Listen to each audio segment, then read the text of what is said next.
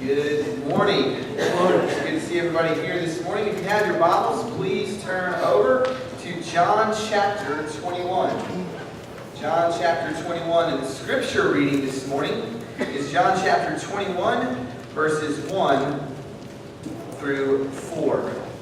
And it says there, after this, Jesus revealed himself again to the disciples by the Sea of Tiberias. And he revealed himself in this way. Simon Peter, Thomas called the twin, Nathanael of Cana in Galilee, the sons of Zebedee, and two other of his disciples were together. Simon Peter said to them, I am going fishing. They said to him, we will go with you. They went out and got in the boat, but that night they caught nothing. Just as day was breaking, Jesus stood on the shore, yet the disciples did not know that it was Jesus. That's John chapter 21, verses 1 through 4. And as we continue our series in understanding our faith in unbelieving times, I think that this section is probably one of the most pivotal sections for you, for me, and for all those who would read the Gospels, because it tells us of a story, it tells us of an account of a very unique and influential individual in the church. And we don't have to go into a long, elaborate conversation for all of us to understand the impact that failure can have on our life. If we're not careful, failure can cripple us. It can debilitate us in our relationships, in our work, and most importantly, it can do all of those things to our faith. And so this morning, we're going to get very serious about faith. Because if we don't understand the impact of failure, we can never understand what it means to really have faith in Jesus, in the promises that He's laid out, in the relationship that He seeks to establish with each and every one of us. And just think about the situation that we just read. Think of the context in which this takes place. This isn't some illustration, or this isn't some story in which Peter and the disciples are necessarily gung-ho about this idea of following Jesus. After all, their Savior has been crucified. And while He has shown Himself to them at least two different times, it seems that their attitude and their demeanor hasn't changed much, specifically with Peter. And why is that? Why is it that Peter, having seen Jesus two previous times, as the Gospel of John records, why hasn't he made that step to be that bold proclaimer that he used to be? Because failure in our faith, when our faith fails, it produces this thing called guilt. It produces this thing called shame. It produces this thing called doubt that penetrates our mind and influences our heart as the decision maker, and it calls us to question the very thing that we follow, and it calls us to question the very person that we thought we were. I mean, think about this situation. Not too long ago, in Peter's journey, he was there in the upper room and he made the proclamation that he was ready to follow Jesus, that he was ready to die for Jesus. That if all others went away, if all others ceased to follow him, the Lord could know for sure that it would be Peter that'd be with him. In a short time after that bold proclamation, it's not Andrew. It's not Nathanael. It's not John that utters the words that would be remembered for history. I do not know him. And as the Gospels record, it was Peter that made it just after that proclamation. He makes eye contact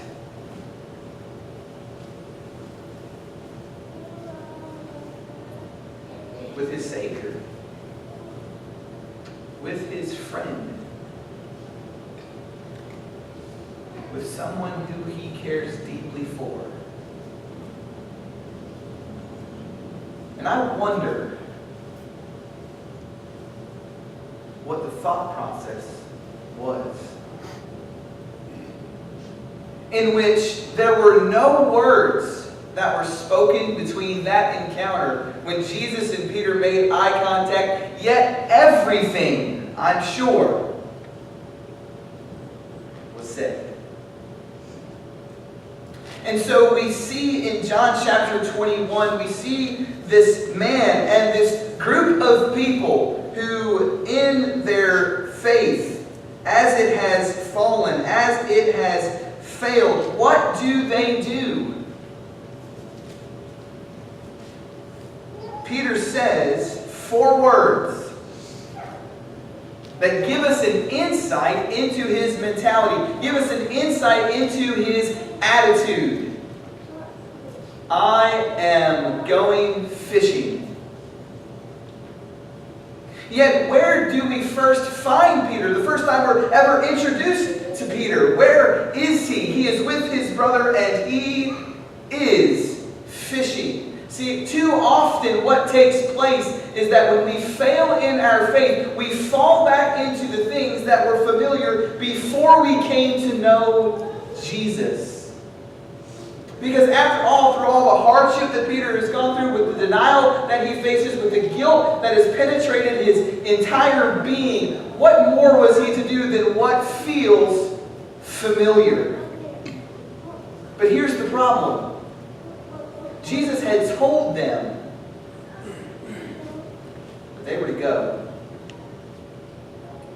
Jesus told them that they would be his voice to all of the nations, to all of the world. And yet it's Peter who, and the rest of these disciples, who decide to go back to what is familiar because they can't handle the consequences. They can't handle the circumstances and the situation of where they are.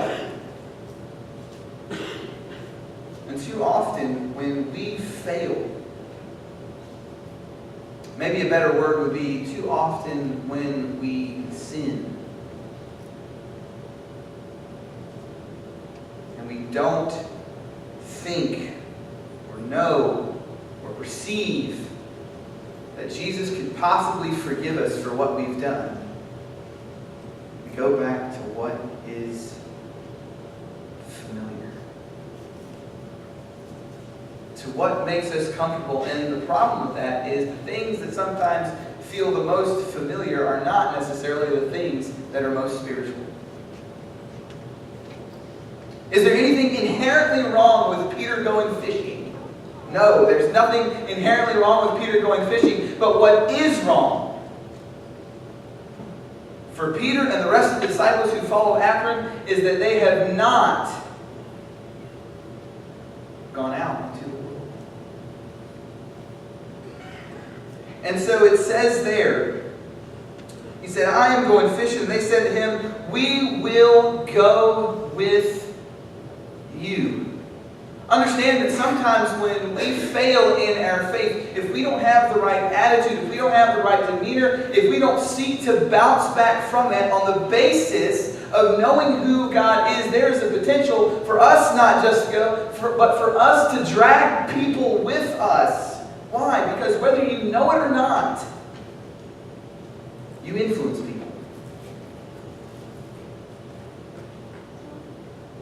You tell a story with your life. You tell a story with your decisions. We tell a story with our words. And as Peter is so influential in this group, he's in the inner circle of the circle in Jesus. And so when Peter says, I'm going fishing, the others take suit and the others follow after in that, because they understand that Peter is an influence. But notice what takes place in the following verses. Just as day was breaking, Jesus stood on the shore, yet the disciples did not know that it was Jesus. And I love kind of the things that Jesus says because sometimes they're just funny. Remember back when Jesus first encountered Peter and Andrew? They were fishing. And basically, I'm paraphrasing here, the conversation would have you caught anything? No. Throw it on that side of the boat. We've been fishing day and night, and we haven't caught anything. Basically saying to Jesus in that first encounter, we're fishermen, we know what we're doing. And yet Jesus says in verse 5, says to them, children, do you not have any fish? How's it going, guys? Let me ask you a question. Since you've returned back to what is familiar, what profit has that gained you? How's that work going? Is it fulfilling to know that you're out here on this sea, casting your net time after time, and continue to get zero? And so when we return to what's familiar, when we return to the vices and the things that held us captive because we failed, because we don't have a proper understanding of the forgiveness and the grace of God, it will always return empty. That net will never catch any spiritual fish. And so they answered him, no. No long, elaborate conversation, no long explanation for why the fish weren't biting or why the fish weren't in the net. They simply answer, no. Yet they don't know who that is talking to them. And he said to them, in the familiar words that they heard the first time that they had encountered Jesus, cast the net on the right side of the boat and you will find some. And so it seems here that even though they don't know Jesus, Jesus is systematically reminding them of who they are and who He is, so that relationship might become one again. And so what does Jesus do? He doesn't allow them to stay where they are, but He reminds them through the words that they had heard before exactly their purpose, their goal, and their mission. So they cast it, and now they were not able to haul it in because the quantity of fish, the exact same thing that happened the first time they encountered Jesus, is taking place here in the Gospel of John. And verse 7 says, that disciple whom Jesus loved, therefore said to Peter, it is the Lord. I've seen this play out before. I've heard those words. I've seen this net. And finally, the light bulb goes off and they realize, at least John does, the disciple whom Jesus loves, says, that is Jesus on the shore.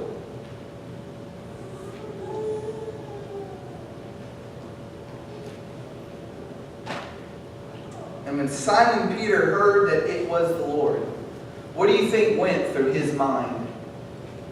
How do you think his heart felt? Well, the next verse explains all of that.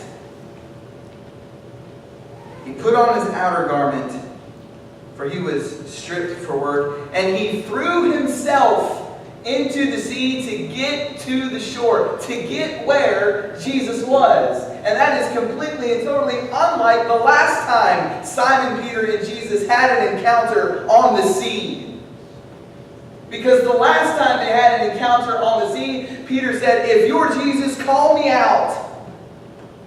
And Jesus says, come. And Peter goes out onto the sea, and in a moment of hesitation, in a moment of doubt, in a moment of distraction, he falls into the sea and asks for help. And Jesus says, ye of little faith. and pulls him out. Here, he recognizes Jesus, and the sea is not even a problem anymore. He's not worried about drowning because he's no longer distracted. He's no longer, in this moment, in doubt about the waves or about the wind.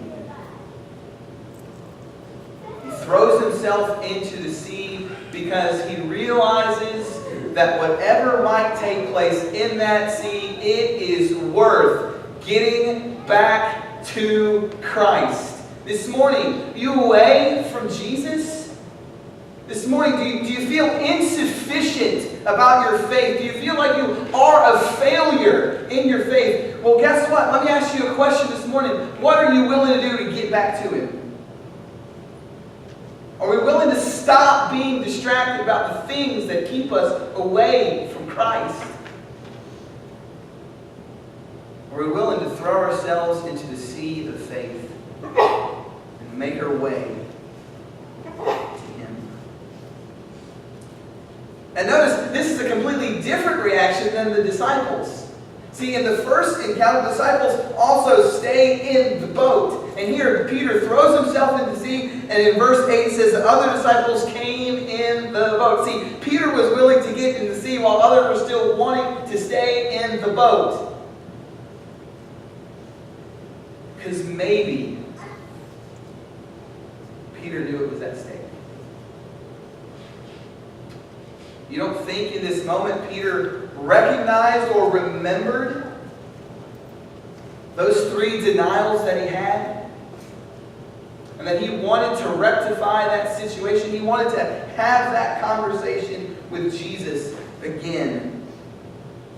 And so they dragged a net full of fish. They were not far from the land, but about 100 yards off. When they got out on the land, they saw a charcoal fire in place with fish laid out on it and bread.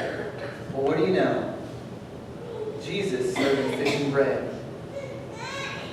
Another indication that this is something that is so familiar to these disciples. For they saw what happened when Jesus took loaves of bread and fish and fed the 5,000. And once again, I believe that Jesus is doing this systematically so that they understand exactly who He is. That this resurrected Savior with a resurrected body was still able to interact with them on a physical and spiritual plane. That hope was not lost. But their mission was just beginning. In verse 10, He said to them, "Bring some of the fish that you have caught." So Simon Peter went aboard and hauled the net ashore full of large fish, 153 of them. And although there were so many, the net was not torn. And Jesus said, "Come and have breakfast." Now, none of the disciples dare ask Him, "Who are you?" Because they already knew. They knew it was the Lord. Jesus came and took the bread and gave it to them. And so with the fish. This was now the 3rd time that Jesus revealed to the disciples Himself after He was raised from the dead. And when they had finished breakfast, when they had finished fellowshipping with the Lord through that meal, Jesus said to Simon Peter, "Simon, son of John, do you love me?"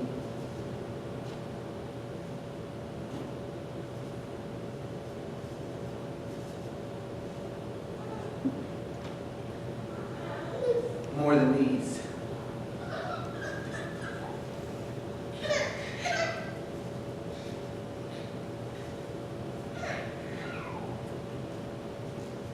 What a question.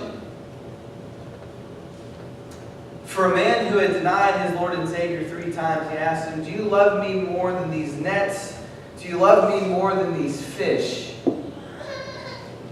And what an opportunity for Peter. And the question that Peter must have been asking throughout this whole series of events is, who am I? Where do I fit into this whole scheme of things? Am I the person who makes the upper room proclamation? Am I the person who's the ear chopper of Malchus? Am I the person who's the one that cowers in the face of adversity? And the truth of the matter is, Peter is all three of those. He's impetuous. He is bold. He doubts. He fails. And so do we.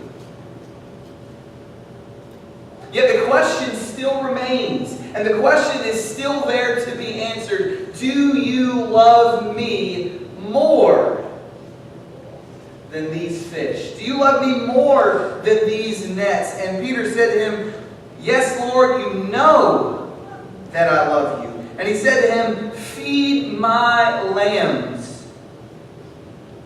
Simon, son of John, do you love me? A second time he asked that question. And he said to him, yes, Lord, you know that I love you. Then he says, tend my sheep. And he asked him a third time, Simon, son of John, do you love me?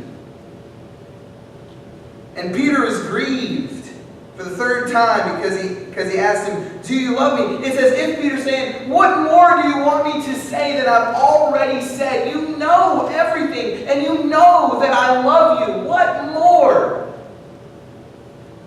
do you need from me? What more do you want from me?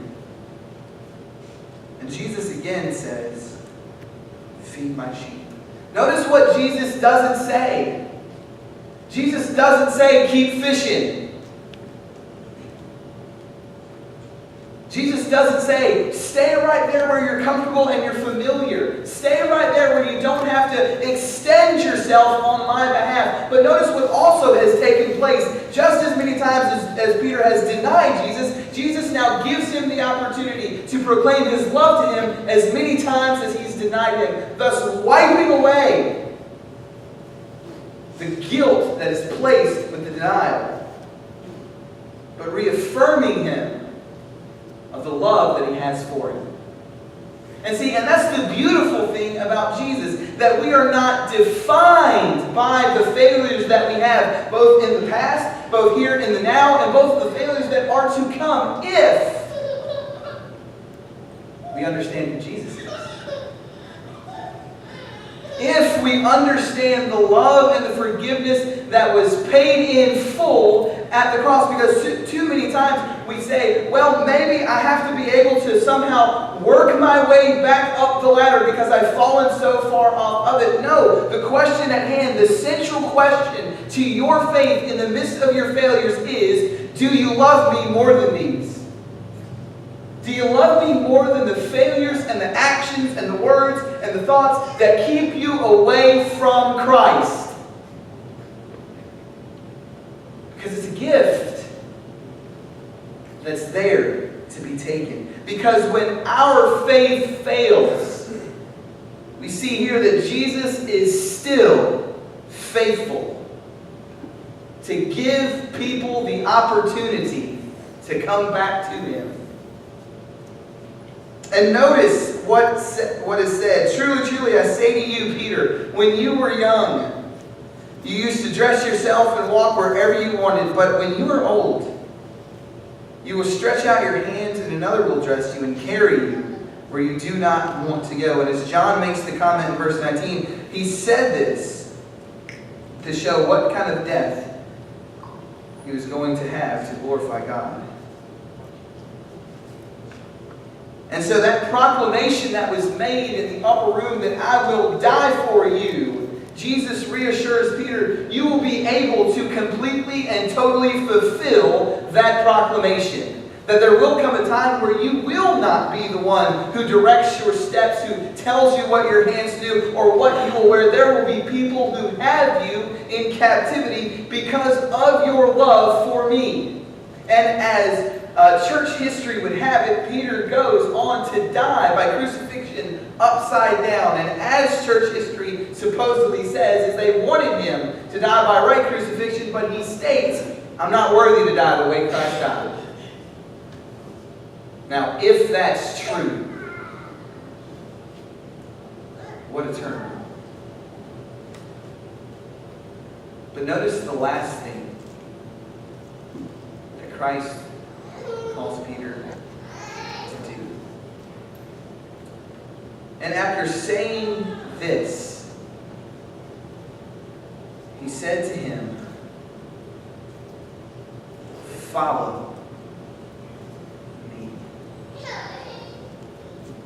And that takes us back to Matthew chapter 4, verse 19, in which Peter and Andrew were there, and as they hear Christ, and as Christ calls them, he says, "Follow me." And throughout this whole account, throughout this whole encounter with Jesus, what Jesus is allowing Peter to do is not only to remember who Jesus is, but he's allowing Peter to rewrite his spiritual script so that he might be emboldened, that he might be encouraged on the basis of the forgiveness that he has been given. And the fact of the matter is, not just Peter, but it wasn't just Peter that left Jesus' side. It was all but one that left, and even that one was still with Peter fishing. And the truth of the matter is that whether it was Peter, or whether it was John, or whether it was any of the other disciples, or whether it's us here this morning, if we're Christians, we are all forgiven failures.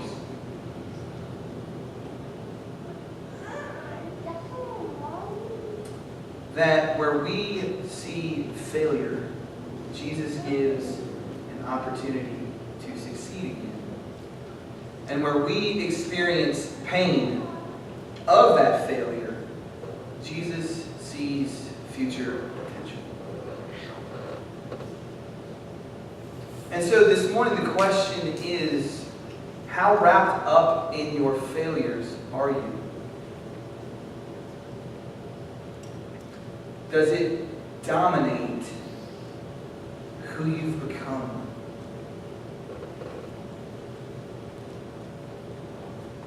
Is it so familiar that you feel like you can't get out? See, I'm sure Peter had that feeling.